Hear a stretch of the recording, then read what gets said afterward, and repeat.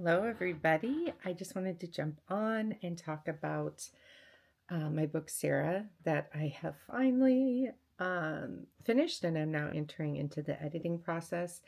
And over on my Substack, I have started a walkthrough and kind of snippets and tidbits and everything on all the chapters that I'm editing, just to kind of give sneak peeks and get people excited for the book. And so today I posted the prologue, and I wanted to read that for you guys. Snow fell like stardust, each flake suspended in golden light. Outside, the world shimmered as if wrapped in a spell, sunlight piercing through the winter's breath in a way that defied logic.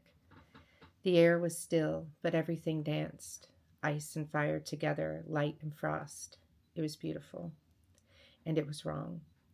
Earth had changed. The rules and scientific truths its inhabitants lived by were no longer holding true.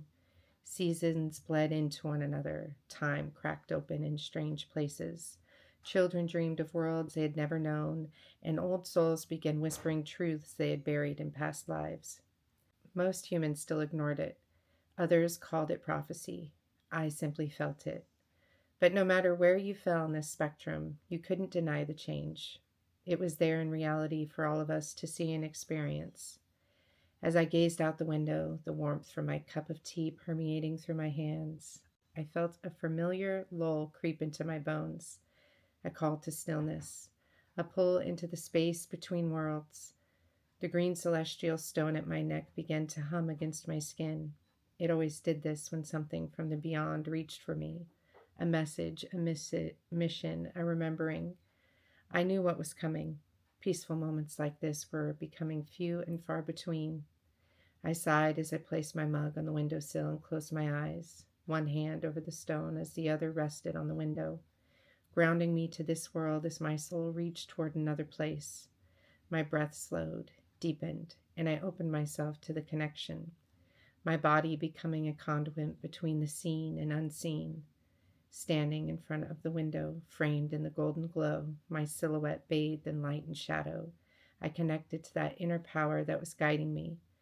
There was always a moment before the veil parted where I wasn't sure what would come through, or if I even wanted to see it, truth or madness, and yet I always welcomed it. But I'm getting far ahead of myself.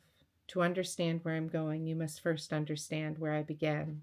And to that, we must return to the moment everything changed, the moment I died, and the moment I was reborn.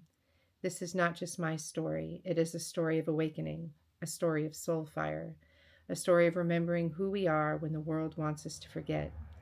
It is the story of my final human life as Sera.